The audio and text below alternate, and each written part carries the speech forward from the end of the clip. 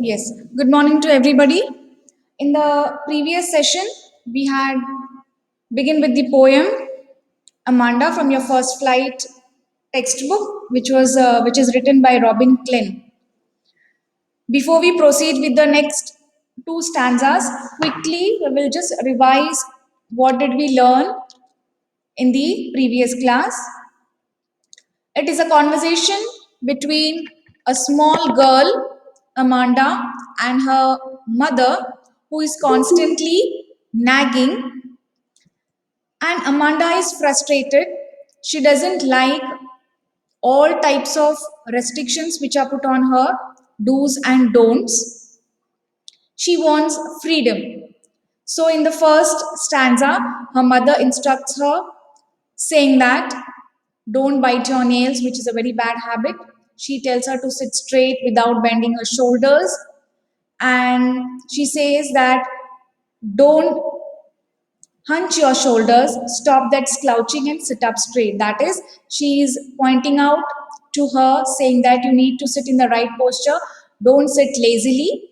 So these all instructions are been given to Amanda. But in return, Amanda is in her own dream world. She says that she wants to relax in an emerald green sea like a sole inhabitant. She says she wants to be all alone in a beautiful green sea. She imagines herself like a mermaid who is alone and wants to lead a life in a very relaxing way. She wants to be carried away by the current of water, by no disturbances from anybody. In the second stanza, her mother asks her about finishing her homework, tidying her room, and cleaning her shoes. She tells her about did she finish her homework, did she tidy her room, or did she clean her shoes. But in return, again, Amanda, as usual, she doesn't bother what her mother is saying because she is in her dreamy world. And she says that she wants to remain like an orphan. She doesn't want any instructions to be given. She says she wants to walk on the soft dust, making beautiful patterns on it with her bare feet.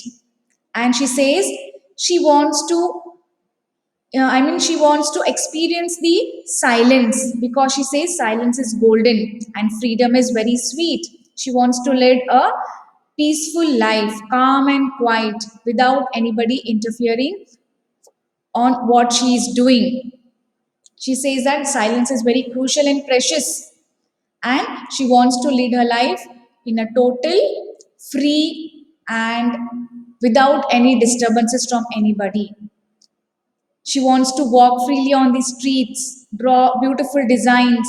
So she wants to be in her own world doing whatever she wants without being instructed by anybody. So these two paragraphs we had covered in the previous class. So let us go to the next now.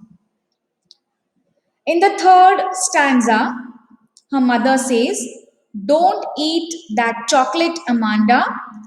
Remember your acne, Amanda. Will you please look at me when I'm speaking to you, Amanda? So her mother says, don't eat that chocolate, Amanda. Because she says, remember your acne. Acne means she has some sort of allergy or maybe some sort of common skin disease. Those, yes? Pimples, yes, exactly. You get boils and pimples on your face, acne, and then it reminds you about some sort of food items, or maybe when you eat some oily things you get those. So she says, see, you should not eat lot of chocolates. She's disallowing her to eat chocolates because she reminds her of the pimple she's getting on her face due to eating lot of chocolates, because chocolates, when we eat chocolates and ice cream, that is heat, what we say, and then it starts processing inside, and the outcome is what you start getting pimples on your face. So she's restricting her from eating lot of chocolates, and she scolds her for not paying attention to what she's saying. At times it happens your mother is continuously, she keeps on telling you, why did you go there, why did you do this, but you are not even bothered to look at her and responding to her. So it is so insulting at that time. So she's saying, will you please look at me when I'm speaking to you? Amanda is not even bothered what her mother is saying. She's in her own dreamland because she doesn't want to listen to her mother. She is only thinking about herself and her dreamy imagination. So her mother is very angry on her. She's saying, why are you not paying attention to what I'm saying? Look at me, look at my face when I'm talking to you. At this, what Amanda says, I'm a Rapunzel. I have not a care. Life in the tower in tranquil and rare. I certainly never let down my bright hair. So at this moment, Amanda imagines herself to be a Rapunzel. Now, who is a Rapunzel? You must be knowing. She's a girl from a fairy tale by Brothers Grimm. It is a character. It's the name of a German fairy tale, a character who was made to live alone in the high tower, and she had long hair. Okay, she had very long hair, and you could have seen in the animated series or in the cartoon about this character Rapunzel. Yes, so she used to lift her hair down, and the prince or he used to just climb on top to meet her with the help of those hair. It was like a rope for that prince to come and meet her. Okay, so she had those long, beautiful hair, and she says that she imagines staying alone in the lonely tower, a big, long, tall tower. She says, I don't want anybody there because I want to stay all alone. So she imagines herself as a Rapunzel, as a character from a fairy tale who was captured in a tower by a witch. And she used to climb the tower with the help of a long hair of Rapunzel that will, excuse me, that were let down by her through the window. So Amanda now wants to be a Rapunzel because she feels that life in the tower will be peaceful and unusual. I don't want my mother to be with me there. In the tower, nobody is going to there. I will be all alone with myself and I can do whatever I want. I can live my life as I want. So she wants to be like a Rapunzel. That's why she imagines herself as a Rapunzel. Next, she thinks that she will be free, live in peaceful environment in the tower because nobody is going to be there with her. She's going to be all alone, locked inside there. And she's like, I don't want anyone now there. I just want to be with myself. She also confirms to be herself that she will never let her head down to anyone so that anybody could come to her in the tower. She says, I want to be with myself. I want to play with my long hair, but like Rapunzel, I'm not going to leave my hair down and let anyone climb with the help of my long hair. I just want to be with me. I just want to be tranquil. Tranquil is calm and quiet. Okay, she wants to live only in peaceful environment in the tower. In the last stanza, stop that suckling at once, Amanda. You are always so moody, Amanda. Anyone would think that I nagged at you, Amanda. So she is saying, her mother is saying, stop that suckling. You think, why every time you be in a very bad mood? Why you always be moody? And we all know that children are moody. Okay, according to child psychology, we say that every time the child doesn't be in the same behavior, it happens. And this little girl, she is very moody. Her mood is unstable. She doesn't remain as her mood is not stable all the time. Every time she will be dreaming with some or the other characters, or she wants to be in her dreamland alone with herself. She doesn't want anybody's interference. So her mother says, every time when I tell you to do particular things, you don't listen to me, you don't even bother to look at my face, you don't even see at my face. What's wrong with you? Why are you become so moody? Why you be angry and upset about something every now and then? It happens sometimes when mother tells something, and for every silly thing you just react, being angry on her, being frustrated on her. Even you can just calmly reply, or just say yes or just nod your head. But at times children don't do that.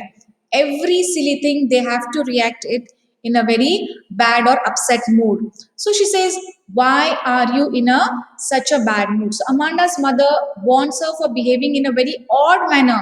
He's saying you are not like other children behaving normal, you are behaving in a very odd manner. She even tells her to stop being in a bad mood every time. Your mood is very unstable. She scolds her every time, saying that your behavior one day will make people think that I always be behind you. I'm constantly being harassing you. You have been harassed by your mother, looking at your behavior and looking at your response, what you're giving, the way you're responding, the way you're behaving, people will think that I am harassing you. So why are you in such a way? Don't be in such a way. She starts scolding her, she starts blaming her for all this. So she says that anyone would think that I nagged at you, that is, I am just irritating you. But it is not like that. Mother is always, she keeps on telling one or the other thing. It's for the betterment of the child, but the child is not taking it positively. The children says that parents are always nagging behind and they don't understand our feelings. See, it should be both the ways. It shouldn't be one way things don't happen. You also have to support them and they also have to understand your feelings. So when it comes from both the end, then only it goes hand in hand, you go along with each other. Only one side, only the parents keep on nagging, keep on irritating or keep on instructing and children get frustrated, that also is bad. And sometimes children not understanding parents behavior and behaving completely opposite to what they are saying, that also will not do. So parents as well as children have to go hand in hand. At times, children also are correct, at times, parents are also correct. So, here we conclude this poem saying that Amanda is always pointed out by her mother on every small little thing, but she can't react to this. Sometimes children are very slow in reacting. They only like to be in their dream world, especially small children, 10 to 12 years or maybe 8 to 10 years old. They don't understand quickly, they don't grasp, or they don't, you know, uh, they don't want to especially to understand what their parents are saying. They just want to be alone with themselves. They want to be in their play world, especially when they see the Cartoon Network. They want to be one of the cartoon character, or they want to just uh, dance, or they just want to play. So they don't want anything else beyond that because they are in that playful mood. But at times mother says that if you don't learn now, you will not learn anytime. So she keeps on nagging that child every time. See, you have to learn to sit straight, you have to learn to walk straight, you need to learn to speak properly, you learn to learn good manners, this that. So the child says, why every time the parents are saying, yeah, I have to learn this, I have to learn that, I have to do this. Why I have to do that? I'm going to learn when I will grow up, but let me be with me, let me be with myself now. Let me also live with my dream, and let me also live my life as I want. This is the child psychology. But here Amanda, she reacts towards this by getting emotional. Her mother takes this against her sense of pride and scolds her that she should behave like this, as others would think that Amanda's mother is very strict and she's dominating. Okay, she says that I'm a very dominating mother. Others will think that because at times you don't respond to what I say. So, this is what Amanda's mother says regarding Amanda. But Amanda is a very sweet girl. She just wants to be with herself, live freely. But at times we need to give this freedom to the children.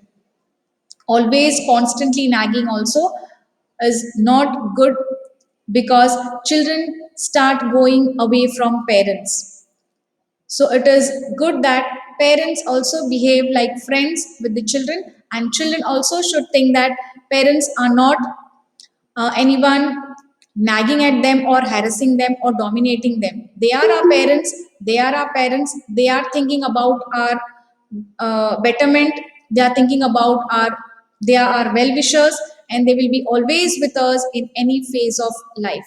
So that understanding among the parents and the children should be as such that you will create a good bonding among yourselves. So here we conclude with the poem. Any difficulty, children? No, ma'am. Did you all understand the poem? Yes, ma'am. Yes, ma'am. Okay.